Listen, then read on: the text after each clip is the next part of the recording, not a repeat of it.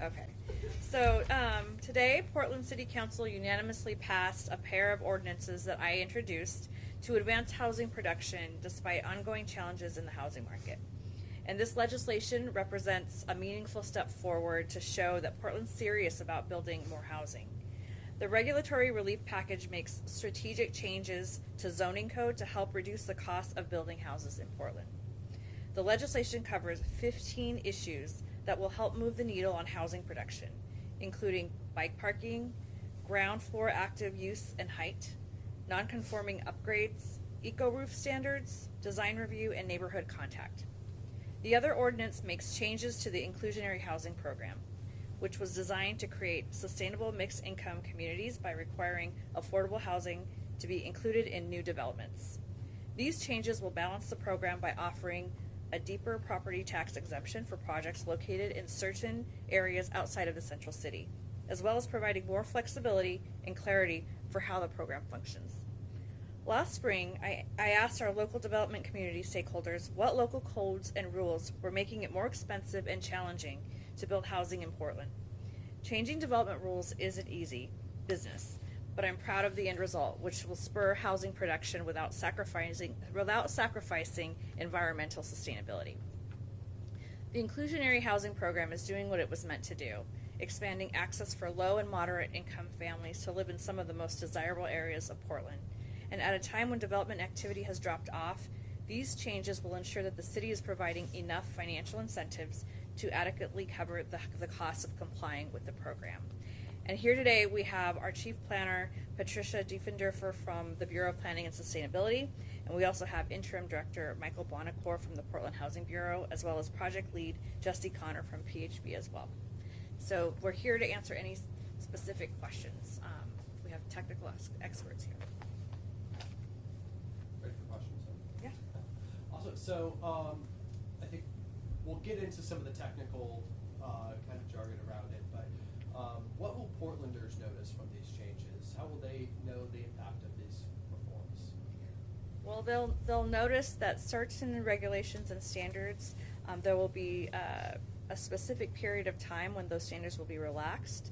So the net impact hopefully will be they'll notice some less costs and some technical support from the bureaus, and we're going to see how that goes. Some of the things that reading through, mentioning flexibility around whether it's some of the changes around, let me just look at it, like flexibility for like homeowner incentives, flexibility in some of the process for approving projects. What does that flexibility mean, and how does it change from what was the status quo? So, good afternoon. Patricia Diefendorfer, Chief Planner. Last name is Diefenderfer. One of the questions you asked was about the home buyers tax exemption, I believe. So I think the Housing Bureau is better positioned to answer that. I would say, as far as flexibility, really what we're trying to do with these regulations is to create more opportunity for housing. So, for example, being able to build dwelling units on the ground floor of buildings. Currently, there are some areas of the city where that's prohibited.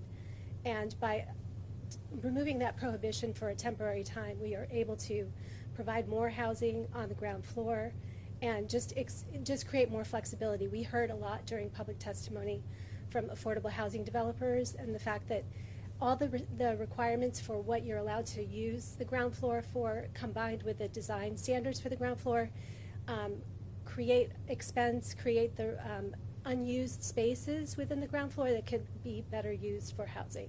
So that's an example of the way in which there'll be some flexibility created by these regulations. And is that similar to some of the zoning changes that this will allow for, or is those something different? Yeah, absolutely. The project that, the Housing Regulatory Relief Project, essentially, Commissioner Rubio mentioned 15 different standards that for a period of 5 years would temporarily be waived or relaxed, suspended or relaxed, so that affordable housing, or so that all housing projects can be developed more easily and with hopefully reduced costs. So some of the things that are in that package are, for example, In addition to the ground floor changes that I was just describing, there's more flexibility for eco roofs. So the regulation currently is that you have to do eco roofs on buildings of 20,000 square feet or greater in the central city area. This allows, for example, to be able to do either solar panels or eco roofs. Another example is removing, relaxing loading standards. So right now, multi-unit buildings have to have 2 loading spaces. This allows them to potentially do 1 loading space. Another example is process things. So for example, every housing project can avail themselves of a more streamlined design review process. So without getting too technical into the processes, essentially projects can go through more of a staff level review or go through the design commission, but with just a design advice request. So again, this is just trying to reduce the time applicants spend in trying to go through the city's process. And on some of these projects that are have like a certain percentage of units, 80% or 60% of median income, how will the city ensure that those units stay at that level, whether it's like 3, 4, 5 years down the road? Michael Bonacore, Interim Director for the Portland Housing Bureau. Last name is spelled B-U-O-N-O-C-O-R-E.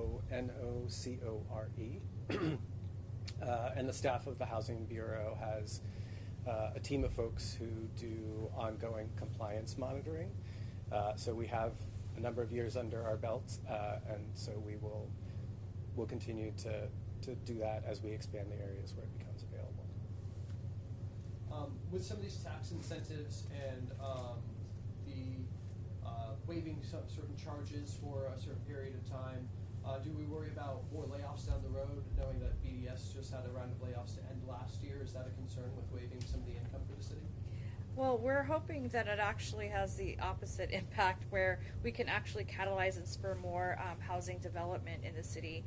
We can't control inflation. We can't control market, costs that are, things that are out of reach of the city. But what we can control are these things: our regulation and how we implement them and for how long. So we're hoping that this is just one piece of the answer, but we're hoping that this makes some differences to some developers.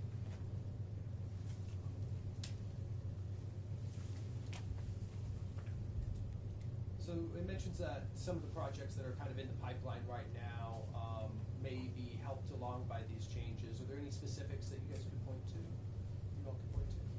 Sure. So yes, these regulation changes in the zoning code, the temporary changes, largely apply to new construction and new permits, but there are a number of provisions that can be that projects that are in the pipeline can take advantage of.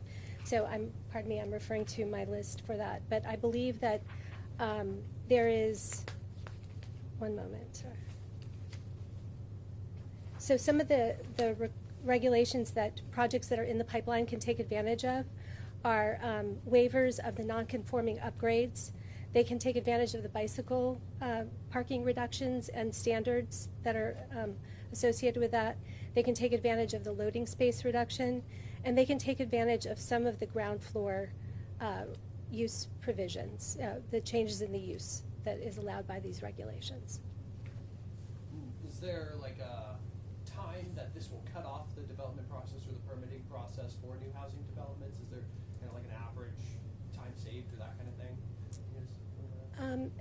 I don't think we've not necessarily done analysis on time saved, but I think this measure, in conjunction with a lot of different efforts that the city is undertaking related to permit streamlining, I think collectively should very much improve times associated with going through city process and constructing new housing.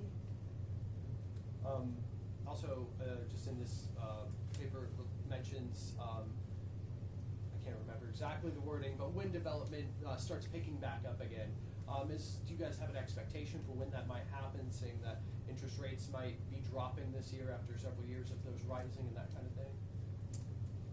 Hard to say. No crystal I balls think, up there. yeah. Yeah, did you bring one? Yeah. I think economists might have some projections, but yeah, we try to just make sure to remove barriers. Yeah.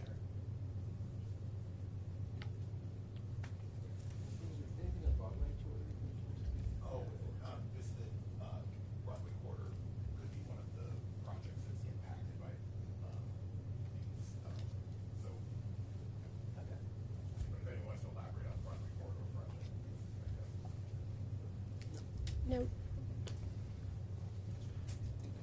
Most of my questions. Thank you. Thank you all. Thank you. And this is TV, this